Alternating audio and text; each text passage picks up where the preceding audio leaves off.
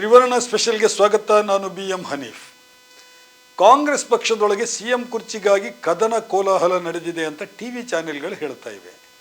ಈ ಮಧ್ಯೆ ಶನಿವಾರ ಮಧ್ಯಾಹ್ನ CM ಸಿದ್ದರಾಮಯ್ಯ ಮತ್ತು DCM DK ಶಿವಕುಮಾರ್ ಇಬ್ಬರು ಭೇಟಿಯಾಗಿದ್ದಾರೆ. ಮತ್ಸ್ಯ ಮೇಳದ ವೇದಿಕೆಯಲ್ಲಿ ಬೆಂಗಳೂರಿನಲ್ಲಿ ಇಬ್ಬರು ಒಟ್ಟಿಗೆ ಕುಳಿತಿದ್ದಾರೆ. ಮಾತ್ರವಲ್ಲ, ಗುಸು ಮಾತಾಡ್ತಾನೂ ಇದ್ರು. ಟಿವಿ ಸುದ್ದಿಗಳನ್ನು ನೋಡಿ ಕಾಂಗ್ರೆಸ್ಸಿನ ಕಾರ್ಯಕರ್ತರು ಕಂಗಾಲಾಗಿದ್ದಾರೆ. ಅದರ ಮಧ್ಯೆಯೇ CM ಮತ್ತು DCM ಇಬ್ಬರು ಜೊತೆಗೇ ಕುಳಿತು ಮಾತಾಡ್ತಾ ಇರೋದನ್ನು ನೋಡಿ ಖುಷಿಯೂ ಆಗಿದ್ದಾರೆ. ಈ ಮಧ್ಯೆ ರಾಜ್ಯದ JDS ನಾಯಕರು ಸಿಕ್ಕಾಪಟ್ಟೆ ಟೆನ್ಷನ್ನಲ್ಲಿದ್ದಾರೆ ಅನ್ನೋ ಸುದ್ದಿ ಬರ್ತಾ ಇದೆ. ಇದಕ್ಕೇನು ಕಾರಣ? ಕಾಂಗ್ರೆಸ್ ಒಳಗಡೆ ಕದನ ಕೋಲಾಹಲ ನಡೀತಾ ಇದ್ರೆ JDS ನಾಯಕರು ಏಕೆ ಟೆನ್ಷನ್ ಮಾಡ್ಕೋಬೇಕು? ಅವರಿಗೆ ಇದರಿಂದ ಖುಷಿಯೇ ಆಗ್ಬೇಕಲ್ವಾ? DKಶಿ ಬಂಡಾಯಕ್ಕೂ JDS ಟೆನ್ಷನ್ಗೂ ಏನಾದರೂ ಸಂಬಂಧ ಇದೆಯಾ?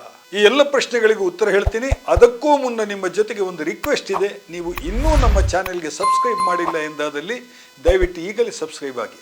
ಈಗ ವಿಷಯಕ್ಕೆ ಬರೋಣ. ದೆಹಲಿಯಿಂದ JDS ನಾಯಕರಿಗೆ ಬಂದಿರೋ ಒಂದು ಮಾಹಿತಿ ಆ ಪಕ್ಷದ ನಾಯಕರ ಚಿಂತೆಯನ್ನು ಹೆಚ್ಚಿಸಿದೆ. DK ಶಿವಕುಮಾರ್ ಸುಮಾರು 40 ಶಾಸಕರ ಪಟ್ಟಿಯನ್ನು ಇಟ್ಕೊಂಡಿದ್ದಾರೆ. ಈ 40 ಶಾಸಕರ ಜೊತೆಗೆ ಅವರು BJP ಜೊತೆಗೆ ಕೈ ಜೋಡಿಸೋದಕ್ಕೆ ರೆಡಿ ಆಗಿದ್ದಾರೆ ಅನ್ನೋದೇ ಆ ಸುದ್ದಿ. ಈ ಸುದ್ದಿ ಎಷ್ಟರ ಮಟ್ಟಿಗೆ ಸತ್ಯವೋ ಗೊತ್ತಿಲ್ಲ. ಆದರೆ ಈ ಸುದ್ದಿಯಿಂದ JDS ನಾಯಕರಿಗೆ ಟೆನ್ಷನ್ ಆಗಿರೋದಂತೂ ನಿಜ. ನಿಜಕ್ಕೂ DKಶಿ ಬಳಿ 40 ಕಾಂಗ್ರೆಸ್ ಶಾಸಕರ ಬೆಂಬಲ ಇದೆ ಅಂತಾದರೆ ಅಮಿತ್ ಶಾ ಕಣಕ್ಕೆ ಇಳಿಯೋದು ನಿಶ್ಚಿತ. ಕಾಂಗ್ರೆಸ್ಸಿನ 40 ಶಾಸಕರ ಜೊತೆಗೆ BJP ಮತ್ತು ಅದರ ಮಿತ್ರ ಪಕ್ಷ JDS ಶಾಸಕರು ಕೈ ಜೋಡಿಸಿದರೆ ಹೊಸ ಸರ್ಕಾರನ ಕರ್ನಾಟಕದಲ್ಲಿ ಸುಲಭವಾಗಿ ಮಾಡಬಹುದು. ಇದು BJP ಹೈಕಮಾಂಡ್ ಆಲೋಚನೆ ಅಂತೆ. ಈ ಸುದ್ದಿ ಸಿಕ್ಕಿದ ಬಳಿಕ JDS ನಾಯಕರಿಗೆ ಹೊಸ ತಲೆನೋವು ಶುರುವಾಗಿದೆ. ಎಲ್ರಿಗೂ ಗೊತ್ತಿರುವಂತೆ ಈಗ JDS ವರಿಷ್ಠ HD ಕುಮಾರಸ್ವಾಮಿ ಮತ್ತು DCM DK ಶಿವಕುಮಾರ್ ಮಧ್ಯೆ ಹಾವು ಮುಂಗುಸಿಯ ವೈರ ಇದೆ. ಅದು ವೈಯಕ್ತಿಕ ವೈರ ಅಲ್ಲ, ಅದೇನಿದ್ರೂ ವೋಟ್ ಬ್ಯಾಂಕ್ ಮೇಲಿನ ಹಿಡಿತ ಸಾಧಿಸೋದಕ್ಕೆ ಸಂಬಂಧಿಸಿದ ವೈರ. ಹಳೆ ಮೈಸೂರಿನಲ್ಲಿ ಒಕ್ಕಲಿಗ ವೋಟ್ ಬ್ಯಾಂಕ್ ಮೇಲೆ JDSಗೆ ಇರುವ ಹಿಡಿತ ಅತ್ಯಂತ ಪ್ರಬಲವಾದದ್ದು. ಅದರಲ್ಲಿ ಕೆಲವೊಮ್ಮೆ ಏರಿಳಿತ ಆಗಿರಬಹುದು, ಆದರೆ ಈಗಲೂ JDS ಅನ್ನೋದು ಒಕ್ಕಲಿಗರ ಪಕ್ಷ ಎಂದೇ ಬ್ರ್ಯಾಂಡ್ ಆಗಿದೆ. ಹೀಗಿರುವಾಗ ಪಕ್ಷಾಂತರ ಮಾಡಿ ನಾಳೆ DK ಶಿವಕುಮಾರ್ CM ಆದರೆ ಒಕ್ಕಲಿಗರ ಮತಗಳೆಲ್ಲ ಆ ಕಡೆಗೆ ವಲಸೆ ಹೋಗೋದಿಲ್ವೇ? 2.5 ವರ್ಷ DKಶಿ ಅವರು CM ಆಗಿ ಉಳಿದ್ರೆ ಹಳೆ ಮೈಸೂರಲ್ಲಿ ಅವರೇ ಒಕ್ಕಲಿಗರ ಅನಭಿಷಿಕ್ತ ನಾಯಕ ಆಗೋದಿಲ್ವೇ? ಇದು JDSಗೆ ಈಗ ಟೆನ್ಷನ್ ತಂದಿರುವಂತಹ ವಿಷಯ.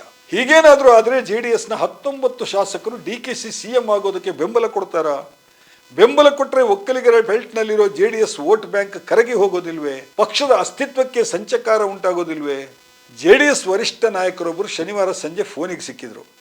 ಈ ವಿಷಯದ ಬಗ್ಗೆ ಅವರ ಜೊತೆಗೆ ನೇರವಾಗಿ ಮಾತಾಡ್ತಾ ಹೋದೆ. ನಾನು ಮಾತಾಡಿದಾಗ ಅವರು ಟೆನ್ಷನ್ ಆಗಿದೆ ಅನ್ನೋದನ್ನು ಒಪ್ಕೊಂಡ್ರು. ಅಂತಹ ಸಂದರ್ಭ ಬಂದ್ರೆ ನೀವೇನ್ ಮಾಡ್ತೀರಿ ಅಂತ ತಣ್ಣಗೆ ಪ್ರಶ್ನೆ ಕೇಳಿದೆ. ಪಕ್ಷದ ಅಸ್ತಿತ್ವ ಮುಖ್ಯ. ಅಂತಹ ಸಂದರ್ಭ ಬಂದ್ರೆ ನಾವು BJP ಜೊತೆಗಿನ ಸಂಬಂಧವನ್ನು ಕಡಿದುಕೊಳ್ಳೋ ಬಗ್ಗೆನೂ ಕೂಡ ಯೋಚಿಸಬೇಕಾಗುತ್ತೆ. ನಮ್ಮ ನಿರ್ಧಾರ ಅಷ್ಟು ಸುಲಭವಿಲ್ಲ ಅಂತ ಅವರು ಹೇಳಿದರು. ಆದರೆ ಕೊನೆಯಲ್ಲಿ ಒಂದು ಮಾತನ್ನು ಅವರು ಜೋಡಿಸಿದ್ರು. ಅದೇನು ಅಂತ ಹೇಳಿದ್ರೆ, DK ಶಿವಕುಮಾರ್ ಜೊತೆಗೆ 40 MLAಗಳು ಎಲ್ಲಿ ಹೋಗ್ತಾರೆ ಸರ್? ನೋಡ್ತಾ ಇರಿ, ಹೆಚ್ಚಂದ್ರೆ ಒಂದು 15 ಜನ ಹೋಗ್ಬೋದು ಅಷ್ಟೇ. ಸ್ನೇಹಿತರೆ, ರಾಜಕೀಯದಲ್ಲಿ ಏನ್ ಬೇಕಾದ್ರೂ ಆಗ್ಬಹುದು, ಕಾದು ನೋಡೋಣ. ಒಟ್ಟಾರೆ JDS ನಾಯಕರಿಗೆ ಟೆನ್ಷನ್ ಆಗಿರೋದಂತೂ ನಿಜ.